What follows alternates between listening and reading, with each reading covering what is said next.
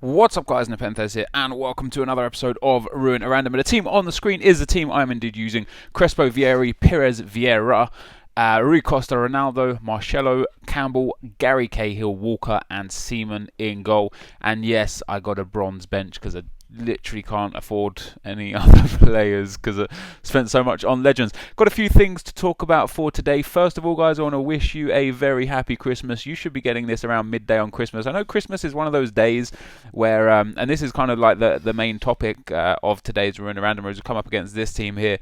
Christmas is one of those days where, when I was a kid, I both looked forward to and didn't look forward to Christmas for several reasons. Like, I look forward to obviously opening presents and having fun with all the new shit, new video games, new consoles. I know a lot of you guys that might be watching this right now may have only just got FIFA 14 or just got a new Xbox One or a PlayStation 4.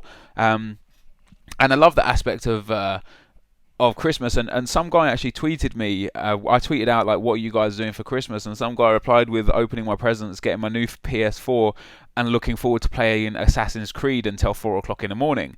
And I thought that's just the life. I remember that when I was sort of like 14, 15, and I would get a new game, and like, your parents wouldn't care, and they'd be too smashed to even tell you to go to bed. Like, they'd be off their fucking tits, and you'd be up like 2, 3 o'clock in your room. Maybe you got brand new TV, new console, nice new things.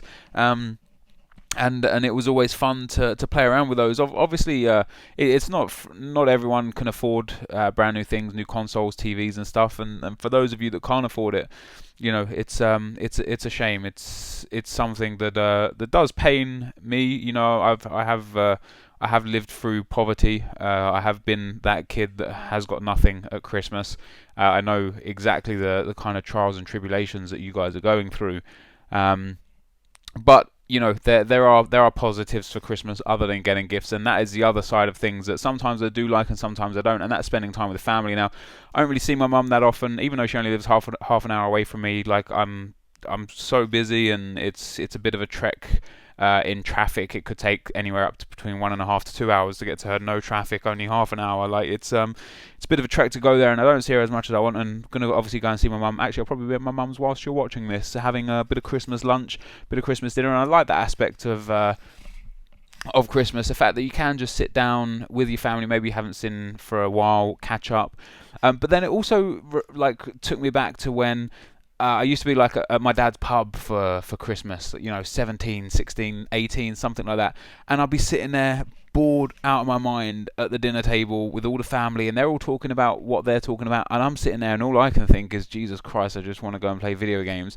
And it's kind of a catch-22. There's both aspects to the Christmas period that I like and dislike. But let me know in the comment section below, guys, what you're doing today or yesterday, if you're watching this on Boxing Day, what you did on Christmas Day, and what your favourite parts and most disliked parts about Christmas are. And I'll tell you one thing, one of my most disliked parts about Christmas is sometimes you receive shit gifts, right?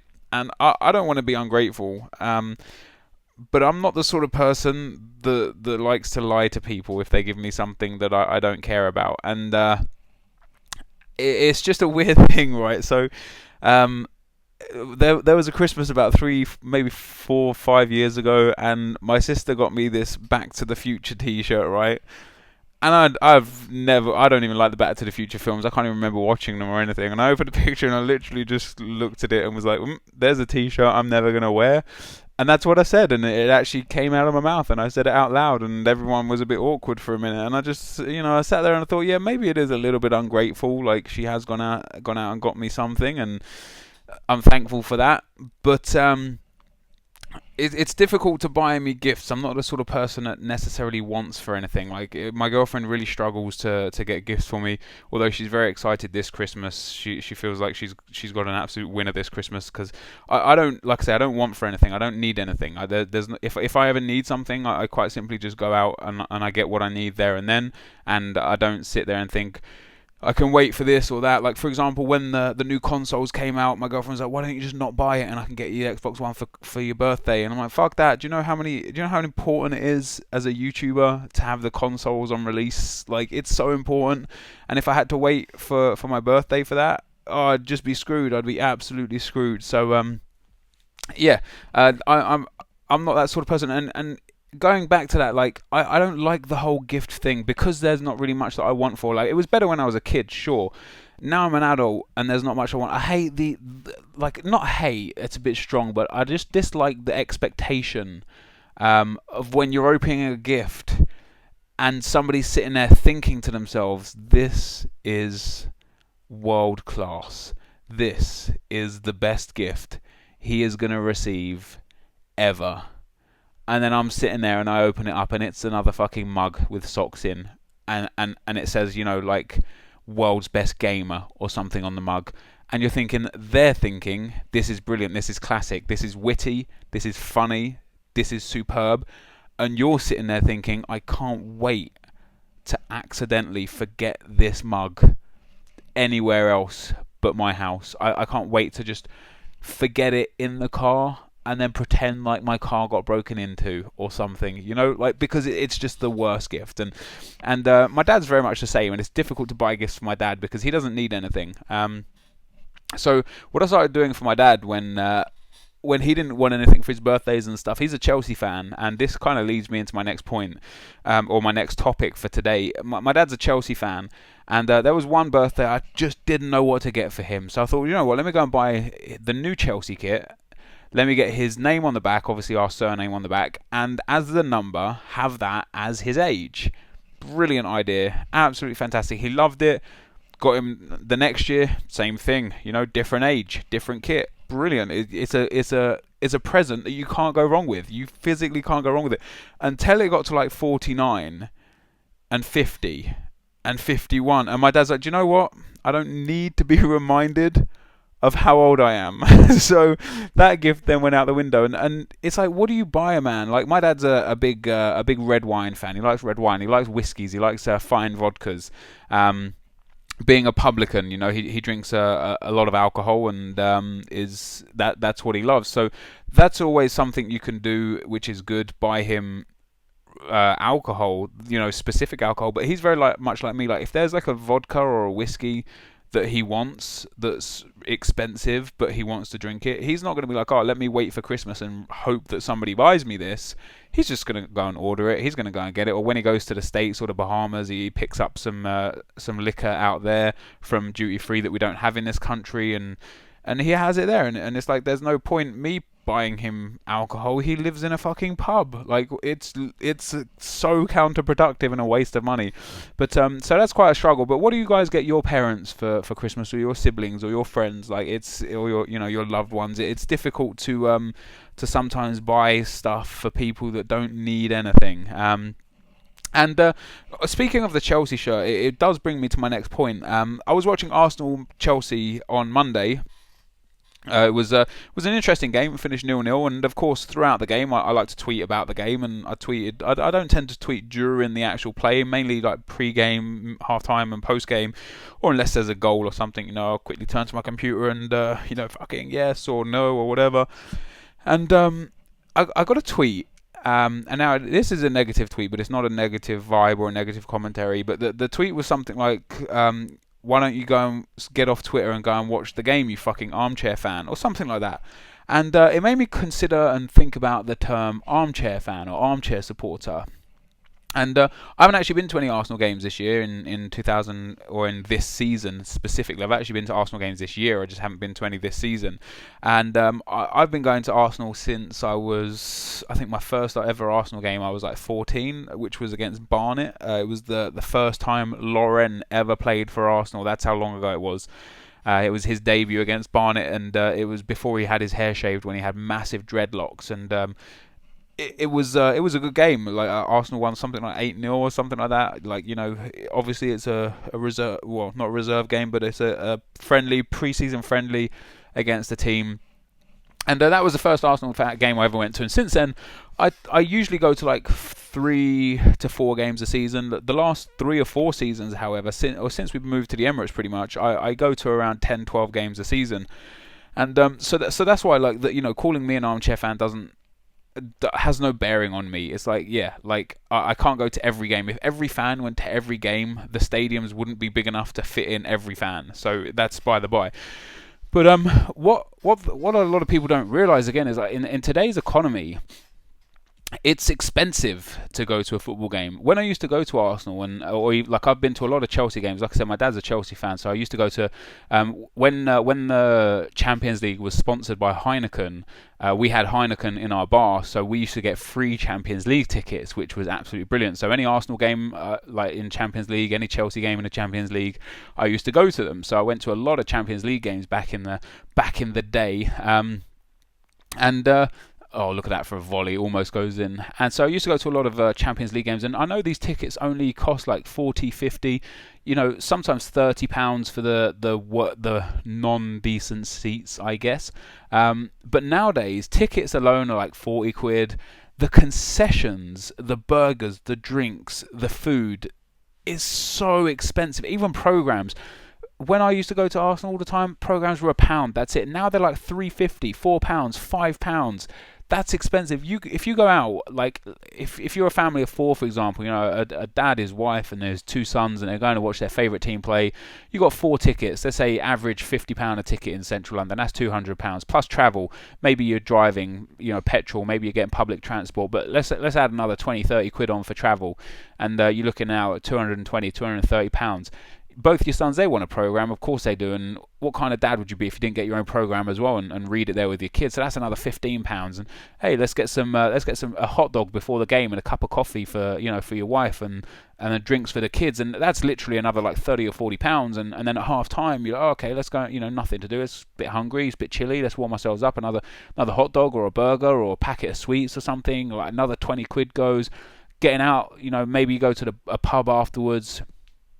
Maybe you go straight home, or maybe you want to take your kids out to a restaurant or something. And all in all, for like a family of four, you're looking at £100 to £150 per person. You're looking at like a £400 to £600 day just to go and watch your team play football.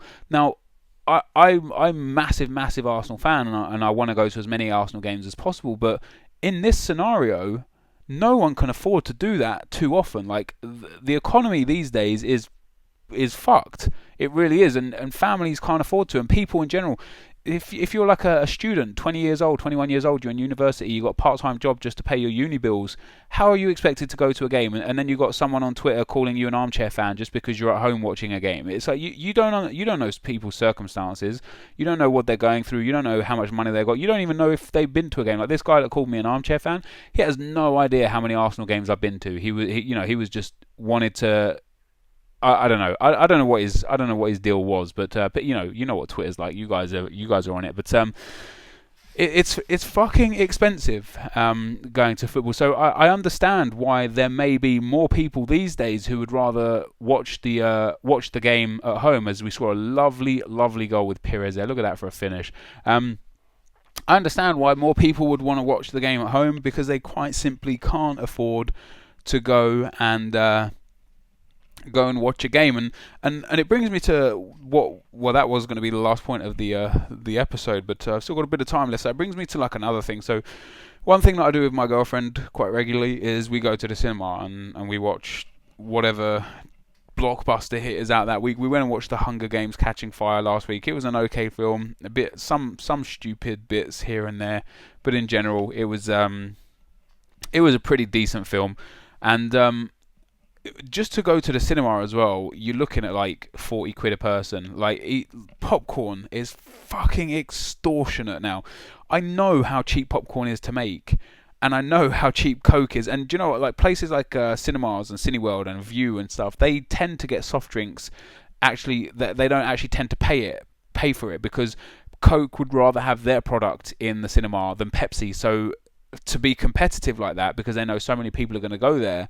To be competitive, they actually give the product to the company for free. Like once again, we had about an 18-month period at one stage in one of my dad's bars where we got Coke for free. Like it's a post mix, it's a box, and it's got syrup in it, and you mix the syrup with carbonated water through a gun, and that's how it comes through. Like one box is equal to something like 25 pints or something, and or maybe even 80 pints back then. 25 pints now, but you got you got this post mix, and it's free for you, because what they did is they wanted to get their product out there more.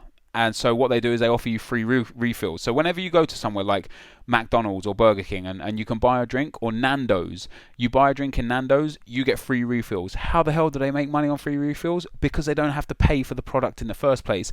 Coke would rather be in Nando's than have Pepsi in Nando's. So hey, guess what? We're going to give you Coke for free, just so our brand can be there and have, more brand awareness. So the fact that they charge in cinemas so much for like a large Coke and a large popcorn is just ridiculous. And then the tickets on top as well, and it kind of makes a lot of people, again, maybe not be able to afford to go, or go to the cinema and just be able to afford the ticket and not be able to afford any popcorn or Coke. And the cinema and the cinema experience, due to piracy and the internet, is something that is really falling apart in our culture. Like, it's not what it used to be. Even though some movies still break records for the amount they turn over in like one weekend. And here's why: inflation. It's not to do with anything else. Of course, they do it on money gain. Let's say you got a film 20 years ago, and it opens, and you have, like, for argument's sake, 100,000 people go there, but it's £5 a ticket. So hey, you're going to make £500,000. And then now you go there and 20,000 people go instead of 100,000 people, but it's £50 a ticket. Hey, that's more. That's like double. You've made £1 million. So yeah, you've turned over double the amount, but you've had 1/5 the amount of people turn up. So that's not necessarily a great thing. It's not a good thing at all. But I think I've actually spoke about this in a round before. If they made cinema tickets free, so people just go to the cinemas and have the concession as the funding, I think a lot more people would go to the cinemas, go and watch a film for free. Because what's the point of having a film? Like, let's say you've got a studio or a cinema screen with 100 seats and 10 people go. Because the one that I go to in Romford, there's usually me, my girlfriend, and like 5 other people in there. So let's say 10 people go in there, buy a ticket and popcorn and whatever. Okay, that's great. You've filled 10% of that viewing, and they're gonna watch the film, they're gonna buy their popcorn and drinks, perhaps maybe they sneak stuff in, and boom, there you go. Like, you don't make that much money. You give the tickets for free or half price or quarter price or anything, and you get all 100 people in there. So that's 100 people in the cinema, that's 100 people buying popcorn and drinks, maybe the odd person here or there sneaking it in again. But in general, you're going to generate much, much more revenue by letting them come and watch the film for a discount price, or even have it so that to get the film for free, you have to go and buy a popcorn, like a deal. So you go buy popcorn, a drink, and a ticket for like $9.99 or something. I would go to the cinema so much more if that was the scenario, instead of having to pay £50 or £60 a time just to watch a film, when I could quite easily download a really good copy online and watch it there instead. So it's a strange one. Anyway, guys, let me know what you think in the comment section. I managed to win this game 3-2. I'm in Division 4 with this team. The guy was actually a pretty decent player, as you saw there. This is the end of the video, so thank you very much for watching. Hopefully you enjoyed this. Hopefully you're having a good Christmas, and I will see you next time. Peace.